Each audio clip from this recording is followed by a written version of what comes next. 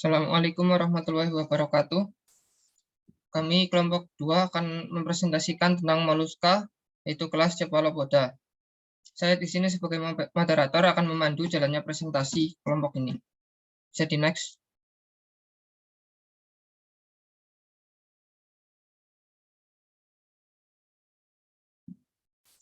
Selanjutnya, berikut ini adalah nama-nama anggota dari kelompok kami. Yang pertama ada Indri Hidayat, yang kedua ada saya sendiri, Faya Sama Muhammad, yang ketiga ada Alvira Oftasal Sabilah, yang keempat ada Nafisa Latifatus Zuhriyah, yang kelima ada Adisti Lintang, dan yang terakhir ada Iqmal Fahmi Yudhistira. Next. Berikut adalah topik pembahasan yang kami angkat.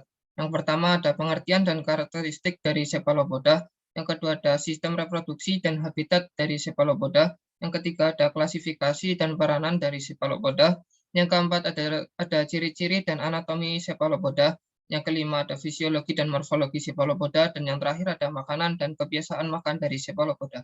Next. Pengertian moluska. Moluska berasal dari bahasa Latin, yaitu molluscus, yang berarti lunak. Filum moluska adalah hewan yang memiliki tubuh lunak dan berlendir. Filum moluska termasuk dalam hewan yang bersifat tripoblastik selomata. Tubuhnya terdiri dari 3 lapis, yaitu ekso, meso, dan endodermis.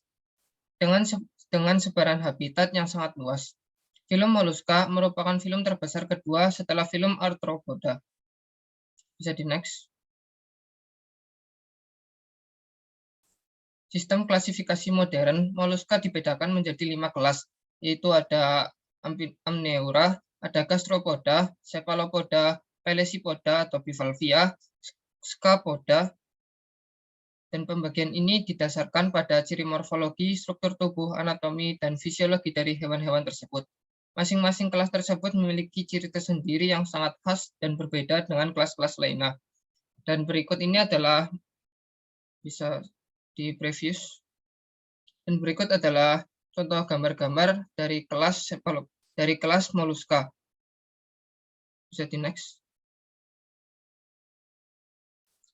Yang berikutnya ada pengertian cephalopoda. Cephalopoda diambil dari bahasa Latin yaitu cephalus yang berarti kepala dan poda yang berarti kaki.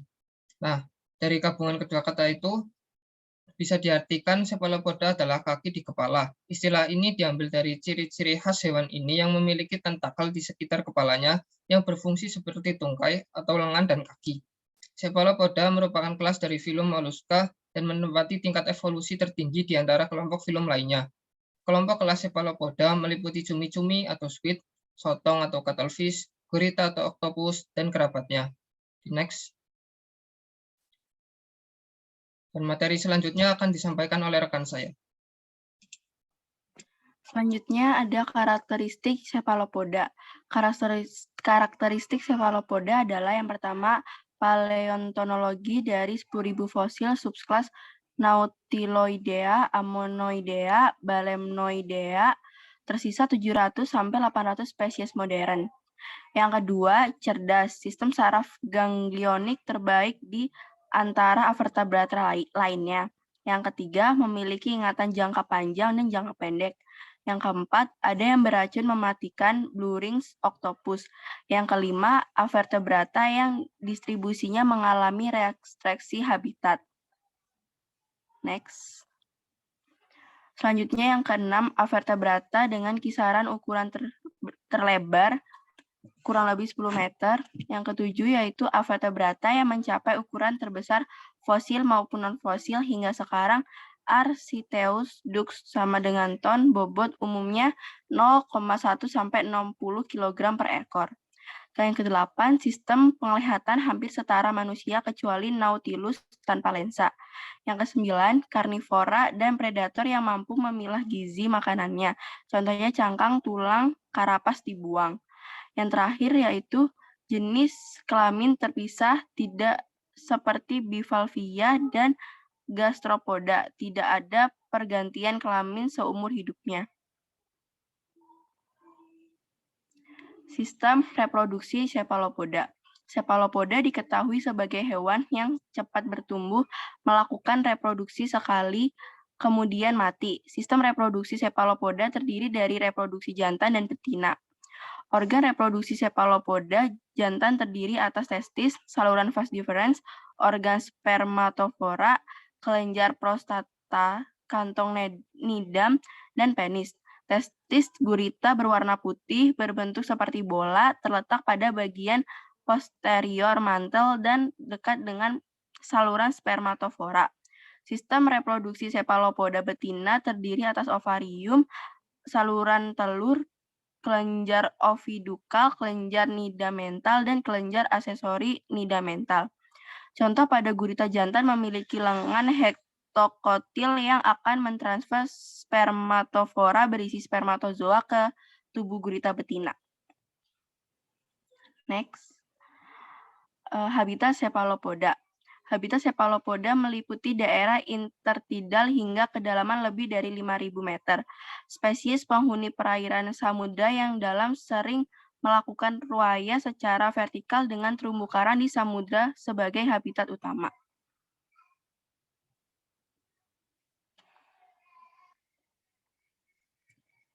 Klasifikasi cephalopoda terdiri dari 3 subkelas, yaitu Nautiloida, Ammonoidea, dan Coloidea.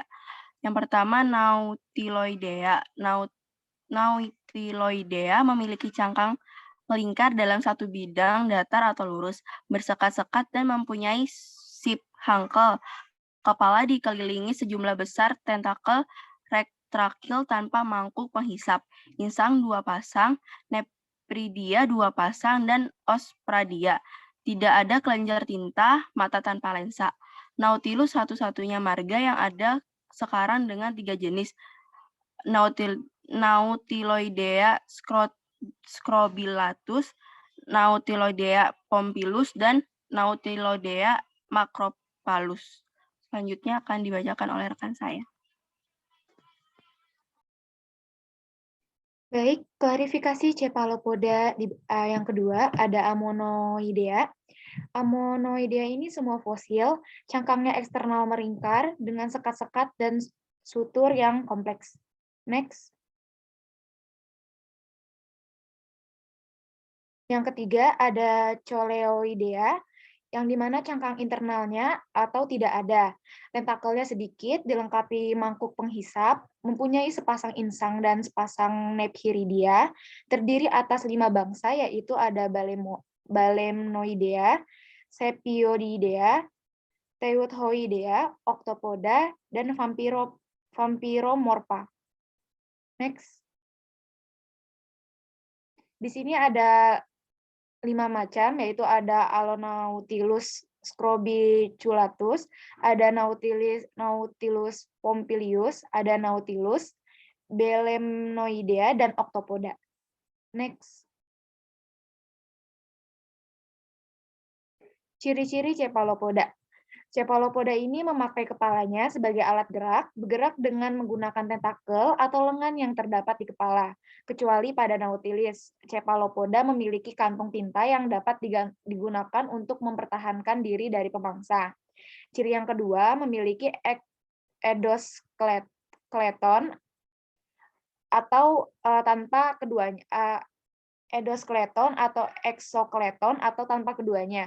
Ciri-ciri moluska satu ini yaitu tubuhnya simetris bilateral, tubuhnya terdiri dari kepala, leher, dan badan. Contoh cumi-cumi.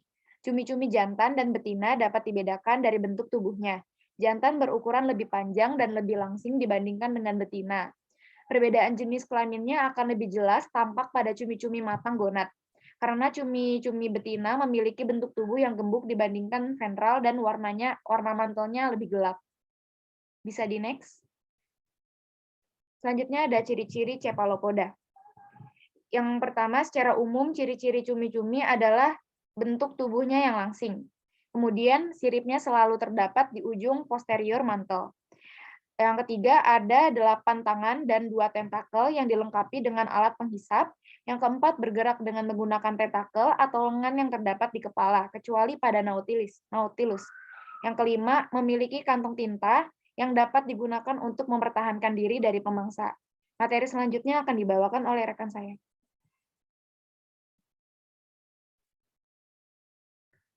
Selanjutnya ada anatomi dari cephalopoda. Yang pertama, bila mantel bagian dorsal dibuka, tampak leher bagian dorsal melekat dengan kepala dan mantel. Yang kedua, pada leher bagian ventral terdapat sifon yang melekat pada kepala dan leher, akan tetapi tidak melekat pada mantel. Selanjutnya, di leher terdapat cartilago sebagai penyangga leher, kemudian sebelah dalam mantel bagian dorsal terdapat pen berwarna putih dan berbentuk panjang dengan kedua ujungnya meruncing. Di dalam rongga mantel, tampak dorsal terdapat organ dalaman yaitu insang, lambung, gonad, pankreas, sekum, rektum, dan kantong tinta. Kemudian pada kantung tinta terdapat sepasang organ berbentuk bulat lonjong menempel pada bagian laterodorsal kantung tinta. Secara keseluruhan, alat pencernaan cumi terdiri atas mulut, rongga mulut, faring yang panjang, oesophagus, lambung, usus, dan anus. Kemudian bagian mulut terletak di bagian kepala dan anus terletak pada corong di bagian ventral cumi-cumi, sehingga makanan dan sisa makanan masing-masing masuk dan keluar di bagian anterior tubuh cumi-cumi. Selanjutnya, kantong tinta cumi-cumi melekat dan bermuara pada saluran pencernaan dekat anus, sehingga cairan tinta dari kantung tinta. Selanjutnya ada fisiologi dari cephalopoda. Yang pertama, sistem saraf. Sistem saraf terdiri atas 7 buah ganglion yang terletak di dalam kepala, berupa ganglion cerebral, ganglion pedal, ganglion visceral, ganglion suprabukal, ganglion infrabukal, dan ganglion optik. Selanjutnya, sistem pencernaan. Organ pencernaan dimulai dari mulut, terdapat 2 kelenjar ludah yang terletak di masa bukal. Kelenjar ludah ketiga terletak ujung anterior hati. Kelenjar pencernaan terdiri atas 2 bagian, yaitu hati yang terdapat di anterior dan pankreas serta di posterior. Lambung bersifat muskular, dan makanan akan menuju ke dalam usus atau ke dalam rektum. Organ pencernaan berikutnya adalah rektum dan anus yang bermuara dalam rongga mantel. Selanjutnya ada sistem pernafasan. Pernafasan dengan sepasang insang yang lebar seperti kipas. Tidak ada silia pada filamen karena tidak ada masalah pembuangan sedimen. Kemudian sistem sirkulasi. Sirkulasi darah dilakukan dengan baik. Alat-alat sirkulasi terdiri atas jantung dan sejumlah pembuluh darah. Jantung menerima darah dari vena cava anterior dan vena cava posterior. Kemudian menuju insang melalui pembuluh darah aferen ke kapiler dan terjadilah pertukaran oksigen dengan karbon dioksida. Pada gurita, peredaran darah tertutup.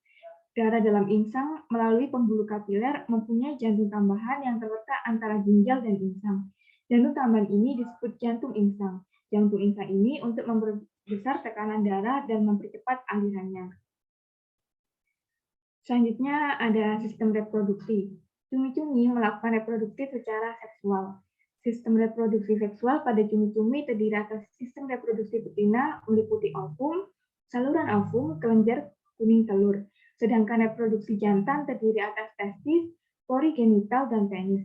Setelah kawin, cumi-cumi betina menaruh telurnya di karang-karang dan merupakan sarangnya. Cumi-cumi betina menunggui telur-telurnya dari gangguan hewan predator. Telur cumi-cumi akan menetas setelah 20 hari. Selepas itu, anak cumi-cumi bergerak sendiri mencari makan. Selanjutnya, morfologi dari cephalopoda. Cephalopoda merupakan moluska dengan kepala yang jelas dan mata yang besar. Kaki otot dimodifikasi menjadi tangan, tentakel sekeliling mulut, dan corong yang merupakan saluran keluar dari rongga mantel. Pada cephalopoda, kaki telah berevolusi menjadi lengan yang panjang dekat kepala. Cumi-cumi memiliki 10 lengan, sedangkan gurita memiliki 8 lengan. Pada cumi-cumi, rangka dalam tubuhnya dihasilkan dari zat hasil sekresi internal oleh mantel. Adapun gurita tidak memiliki rangka sama sekali dan hanya spesies Nautilus yang memiliki cangkang. Selanjutnya akan dibacakan oleh rekan saya.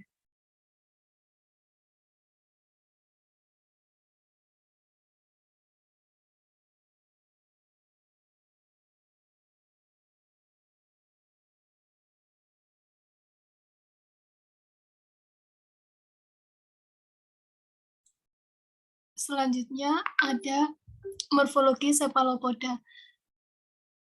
Bisa di next.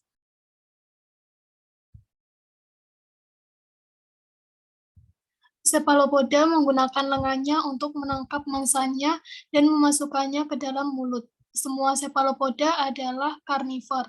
Dalam mulutnya terdapat beberapa pasang struktur seperti gigi yang digunakan untuk menggigit dan merobek mangsanya. Sebagian besar cepalopoda mempunyai kelenjar tinta. Pada kulit cepalopoda mengandung kromatofor, yaitu pigmen yang memungkinkan tubuhnya berubah warna. Next. Selanjutnya ada makanan dan cara makan cepalopoda. Yang pertama, Loligo indica atau cumi-cumi. Organisme ini memangsa siput, kepiting, ikan, dan juga udang. Cara berburu loligo terbilang unik karena pertama, loligo mundur dengan cepat pada kawasan ikan tuna muda, menangkap seekor ikan dengan cepat, menggigit sepotong daging membentuk segitiga pada bagian leher, lebih tepatnya merusak pada benang sarafnya. Uniknya, gigitan itu selalu pada tempat yang sama. Next. Yang kedua ada Sepia sp atau sotong. Sotong hidup di dasar laut dan memakan hewan avertebrata yang berada di permukaan dasar laut, seperti ikan-ikan kecil, krustasea, udang, dan juga kepiting. Cara makan hewan ini yaitu dengan cara mencabik dan menelan potongan daging mangsanya. Next. Yang ketiga ada Octopus vulgaris atau gurita. Makanannya berupa siput, ikan, dan terutama kepiting yang ditangkap dengan tangan-tangannya, kemudian dilumpuhkan memakai racun dari kelenjar ludahnya. Cara makan hewan ini yaitu menunggu mangsa di tempat persembunyiannya atau berburu mangsa di malam hari. Selain itu, cara makanannya dapat pula dengan cara menghisap cairan tubuh mangsanya. Next. Selanjutnya akan dijelaskan oleh rekan saya. Kemudian nomor 4, Nautilus papillus atau Nautilus. Nautilus adalah hewan karnivora yang makanannya terdiri dari ikan kecil, kepiting, udang, dan bangkai hewan laut. Saat makan, Nautilus akan memakai tentakelnya yang jumlahnya bisa mencapai 90 buah dan tidak berpengisap untuk menggenggam makanannya. Kemudian memakai mulutnya yang keras dan berbentuk seperti paruh untuk mencabik-cabik makanannya tersebut sehingga bisa ditelan. Next.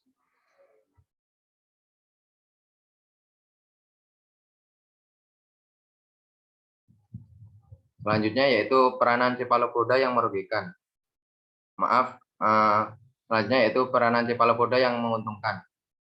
Yang pertama yaitu cepalopoda dimanfaatkan oleh manusia sebagai bahan makanan. Yang kedua, cepalopoda merupakan sumber vitamin seperti vitamin B1 atau tiamin, B2 atau riboflavin, B12, kemudian niacin, asam folat, serta vitamin larut lemak. Kemudian yang ketiga, berpotensi sebagai penyusun kulit buatan dalam aplikasi biomedik berupa plastik untuk implan dan karbon fiber karena bersifat kuat dan ringan. Kemudian tinta cumi-cumi bersifat alkaloid, di mana jenis alkaloid memiliki manfaat dalam pengobatan, antara lain sebagai antiinflamasi, antihipertensi, anti-diare, anti-diabetes, antimikroba, dan anti-malaria. Tetapi beberapa senyawa golongan alkaloid bersifat racun. Kemudian tinta cumi-cumi dapat berperan sebagai obat pelindung sel pada pengobatan kanker dengan cara kemoterapi melalui peningkatan jumlah sel leukosit dan sel nukleat susun tulang yang jumlahnya menurun akibat penggunaan obat pembunuh sel tumor tersebut. Next. Kemudian peranan cepalopoda yang merugikan. Yang pertama yaitu konsumsi cumi-cumi berlebihan dapat menimbulkan efek kurang baik bagi tubuh. Hal ini disebabkan cumi mengandung kolesterol yang cukup tinggi. Kandungan kolesterol yang tinggi dapat memicu timbulnya berbagai macam penyakit. Salah satunya adalah penyakit jantung koroner. Next.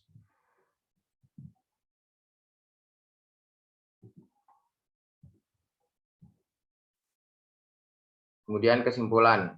Kesimpulannya yaitu cepalopoda adalah hewan yang memiliki tentakel di sekitar kepalanya yang berfungsi seperti tungkai atau lengan dan kaki. Kemudian cephalopoda berkembang biak secara seksual. Setelah mereka berkembang biak, mereka akan mati. Kemudian habitat cephalopoda meliputi daerah intertidal hingga kedalaman lebih dari 5.000 meter dan berterumbu karang. Kemudian cephalopoda memiliki manfaat sekaligus kerugian bagi kehidupan manusia. Dan yang terakhir, pada dasarnya semua jenis cephalopoda memiliki cara makan dan makanan hampir sama karena mulut mereka yang sama-sama terletak di bawah kepala dan dikelilingi tentakel. Selanjutnya akan saya kembalikan kepada moderator. Baik, berikut ini adalah daftar pustaka yang kami gunakan untuk menyusun materi ini. Bisa di next. Next. Baik, sepertinya begitu saja penyampaian materi dari kami. Kurang lebihnya kami mohon maaf. Terima kasih. Wassalamualaikum warahmatullahi wabarakatuh.